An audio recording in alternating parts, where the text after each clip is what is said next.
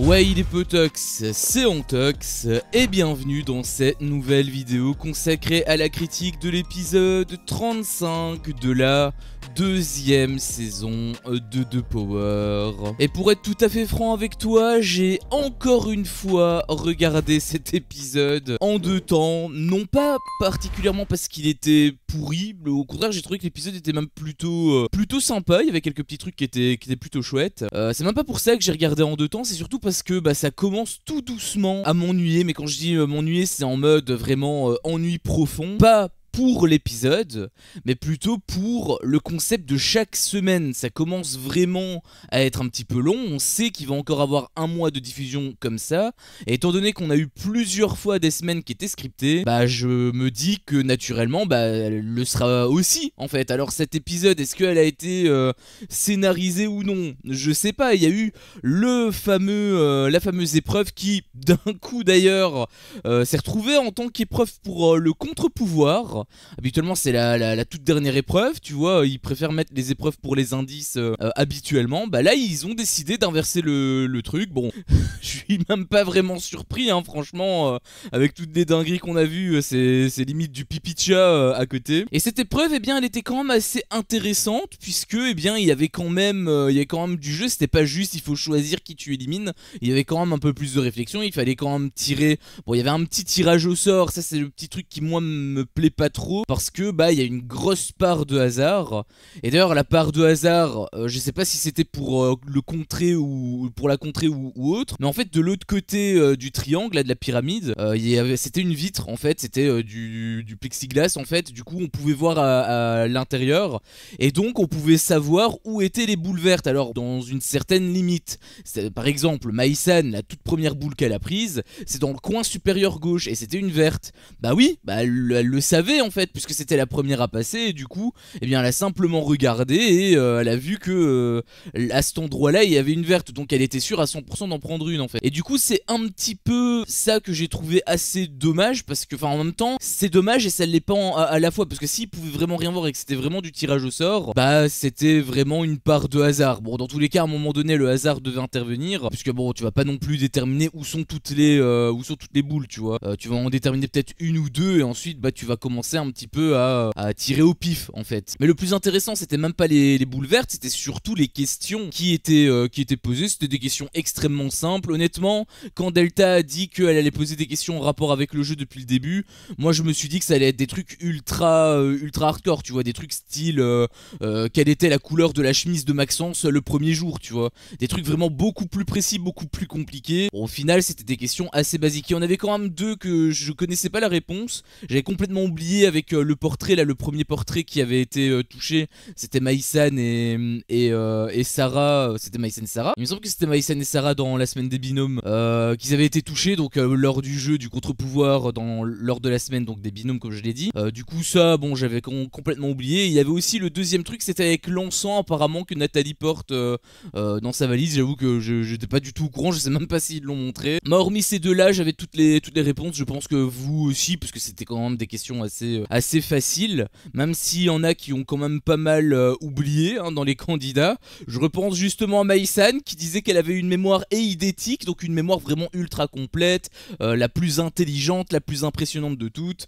Et finalement, première question, elle ne savait pas répondre en fait. Je sais plus c'était quoi d'ailleurs la question, mais elle était ultra facile, tout le monde la connaissait, sauf apparemment elle.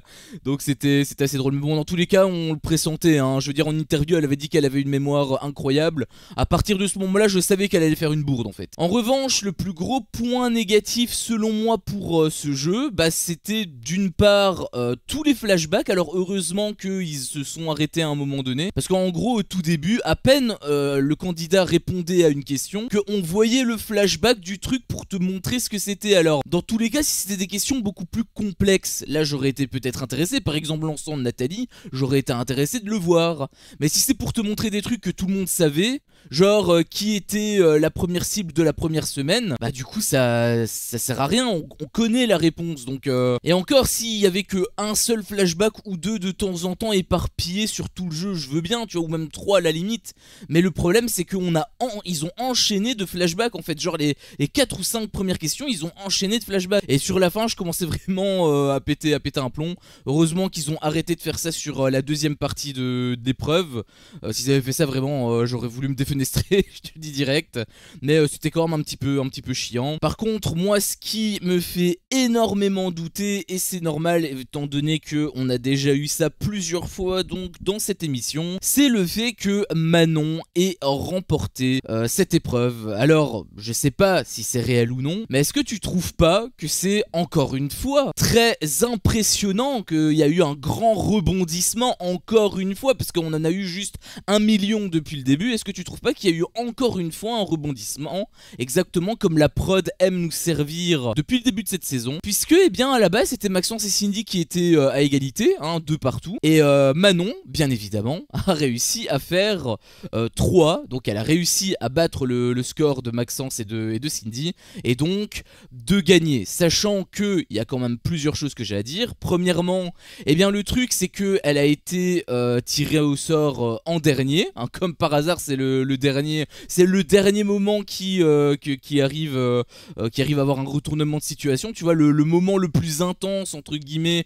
si ça avait été bien fait, si c'est réel, c'est le dernier moment qui a été choisi pour avoir ce rebondissement. Déjà ça c'est un petit peu enfin ça se met bien, je veux pas dire que c'est suspect, mais en tout cas ça se met bien. En revanche les autres trucs, ça se met bizarrement bien, en fait bizarrement trop bien j'ai envie de dire, parce que bah déjà le fait qu'elle ait tiré que des boules vertes c'est un petit peu bizarre.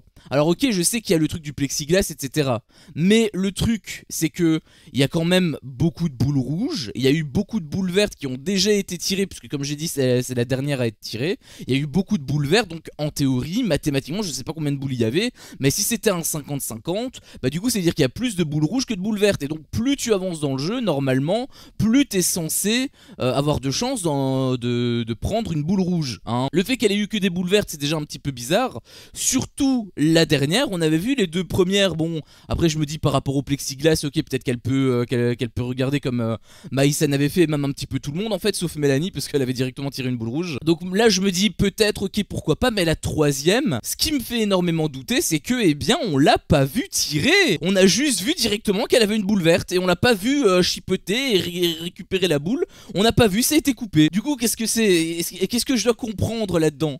Est-ce que je dois comprendre qu'en fait elle a choisi une boule rouge mais que la prod avait envie qu'elle gagne et du coup ils lui ont donné une boule verte, ou enfin ils ont fait recommencer le truc pour qu'elle récupère une boule verte, ou est-ce qu'elle a réellement tiré une boule verte? Le fait que ça a été coupé, bah je trouve que c'est suspect, puisque ça n'a jamais été coupé en fait. On a montré tous les tirages de boules, on les a tous montrés, sauf celui-là. Donc déjà je trouve que c'est très très bizarre, et surtout, ça c'est quand même la question, c'est quand même l'élément qui me fait le plus tiquer, c'est que eh bien il y a eu 3 questions, forcément elle a répondu aux 3 questions.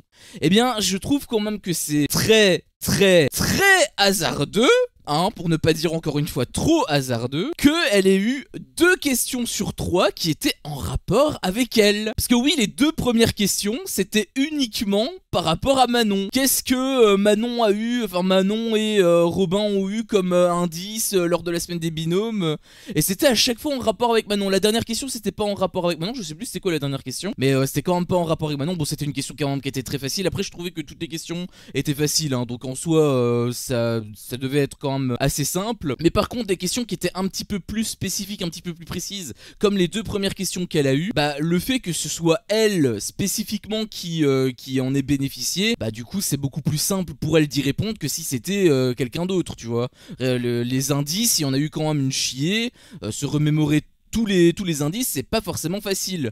Et le fait que forcément ce soit l'indice que toi tu as pu voir, bah forcément ça te marque beaucoup plus l'esprit que qu'un indice que tu n'as pas vu et que tu as juste entendu. Tu vois ce que je veux dire? Donc la grande question est, est-ce que Manon a gagné de manière naturelle, ou est-ce qu'elle a gagné simplement parce que la prod a envie d'avoir ces rebondissements, hein, comme ils aiment bien nous en faire part depuis à peu près un mois. Donc je sais pas, à toi de me dire ce que t'en penses dans l'espace commentaire, mais je trouve quand même que c'est vachement suspect. Je trouve que c'est vachement suspect pour plusieurs raisons. D'ailleurs, au-delà des raisons que j'ai déjà évoquées, c'est les séquences qui ont découlé après. On avait déjà vu la semaine dernière toutes les séquences qui ont découlé grâce à Manon et qui finalement n'ont servi absolument à rien.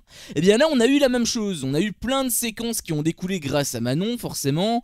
Qui est-ce qu'elle va choisir? Déjà, elle avait deux possibilités, soit de choisir de se sauver elle-même, parce que c'est ça le contre-pouvoir, soit de choisir. D'ailleurs, pourquoi est-ce que tu le mets maintenant si tu peux quand même te sauver? Ah oui, non, c'est parce que c'est vrai que ça ressemble beaucoup à un autre contre-pouvoir, donc il fallait quand même un petit peu remodeler le truc. Donc son contre-pouvoir, elle pouvait soit se sauver elle-même, soit de sauver deux personnes de son choix. Quand je dis sauver, c'est dans le sens où le power player ne peut pas les mettre en tant que cible. Et bon, déjà, est-ce que ce serait une surprise pour quiconque qu'elle se choisisse elle-même? Honnêtement, je pense pas.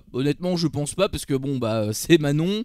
Et Manon, on est d'accord pour dire que c'est pas la femme la plus généreuse du monde, hein. Il suffit de le voir dans ses stories ou sur internet. Je veux dire, c'est l'une des principales influvoleuses qui a généré toute sa fortune grâce justement à sa communauté qui du coup a été bien niquée, hein, parce que c'était là en règle générale des produits de merde. Elle avait pas vraiment d'éthique, hein, par rapport à ça. Donc est-ce que tu serais surpris que Manon se choisisse elle-même? Honnêtement non. Bon, là c'est quand même beaucoup moins grave que le truc des influvoleurs, hein, bien sûr. Là c'est juste un jeu, donc elle a le droit, cette fois-ci, elle a le droit de se choisir elle-même, bien évidemment. Dans la vraie vie c'est pas forcément pareil, parce qu'il y a quand même le respect et l'éthique, comme je l'ai dit. Mais ici c'est un jeu, donc oui, elle peut se choisir elle-même, et du coup je pense qu'elle va se choisir elle-même, et honnêtement elle devrait se choisir elle-même, vu ce qu'on a vu donc comme image avec Maïsen qui avait envie de la mettre à l'envers, etc. Après, est-ce qu'elle dit ça uniquement pour les interviews parce que eh bien il y a eu ces séquences là qui ont été tournées avec la proposition de Manon?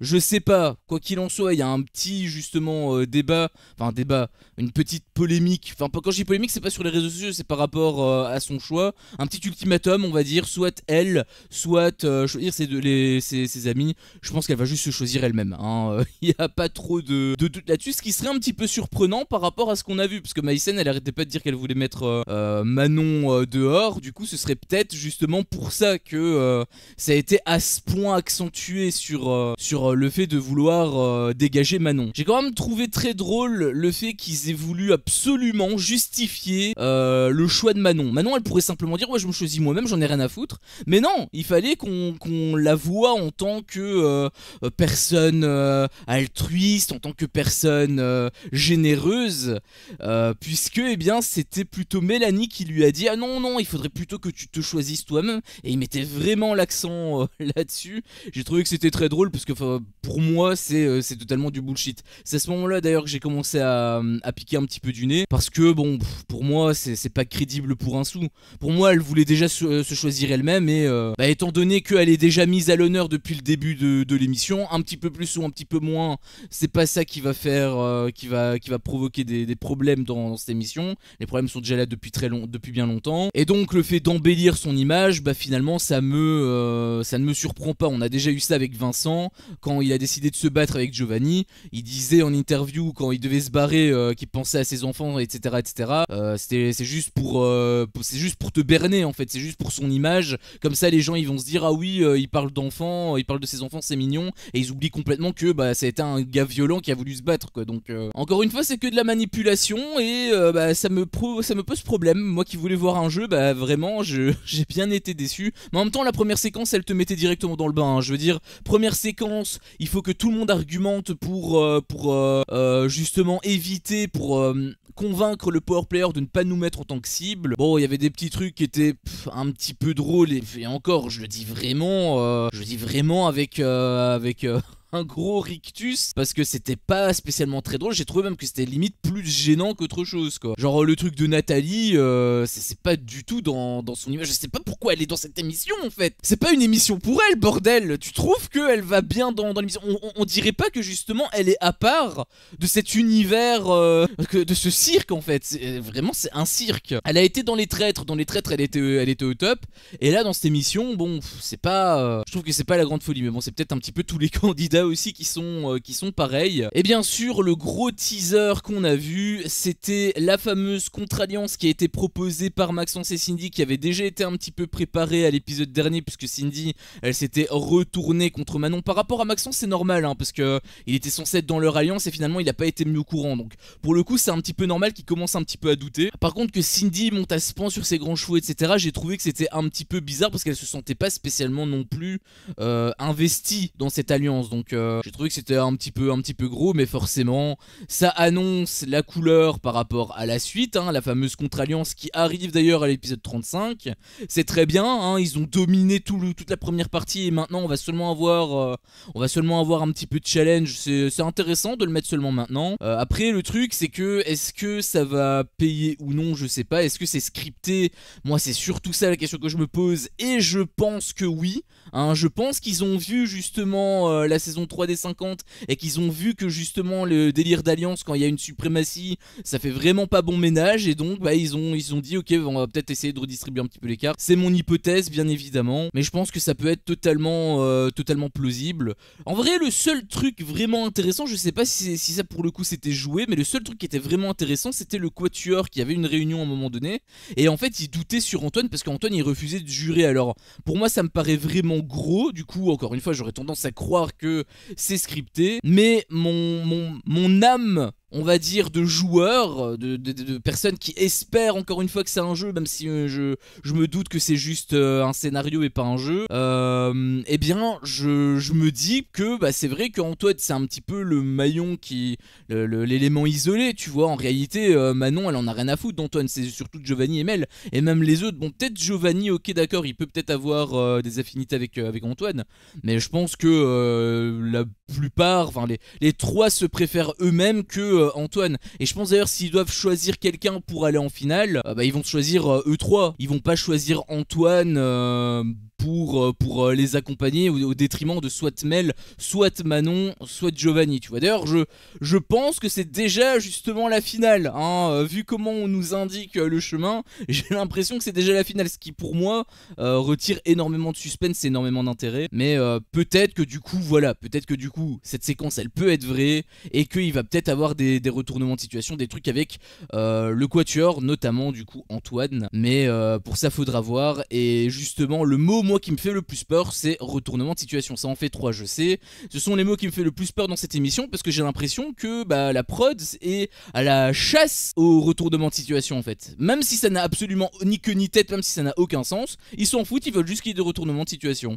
Ils ont pas encore compris qu'en faire de trop c'est peut-être pas forcément la meilleure stratégie. Enfin bref, ça on le saura seulement dans les prochains épisodes. Peut-être que cette semaine va être un petit peu différente. Si Manon elle se choisit réellement elle-même, bon du coup on peut pas vraiment savoir qui Maïsen va mettre en tant que cible. Enfin si, on pourrait se dire que c'est simplement Mélanie et Giovanni, mais du coup est-ce qu'ils vont trouver comment est-ce que ça va se faire en fait, en gros c'est ça qui est intéressant. Avec le truc de la semaine dernière on avait vu toute la préparation etc et finalement bah, tout a été nickel à la dernière seconde parce que c'était juste scénarisé, hein. Je suis persuadé encore une fois que c'était scénarisé, donc bah, il va falloir attendre, mais quoi qu'il en soit bah, c'est pas la folie, hein. Vraiment c'est pas la folie, le fait que Manon ait gagné de cette manière, je trouve que c'est trop bizarre. Encore une fois, n'hésite pas toi à me faire part de ton avis dans l'espace commentaire. Est-ce que tu es d'accord avec moi ou non? Est-ce que tu trouves que c'est bizarre aussi que Manon ait gagné? Et là je parle pas en mode voilà tu détestes Manon et tu déverses ta haine sur elle, non. Je parle d'un point de vue purement factuel par rapport à ce que tu as vu,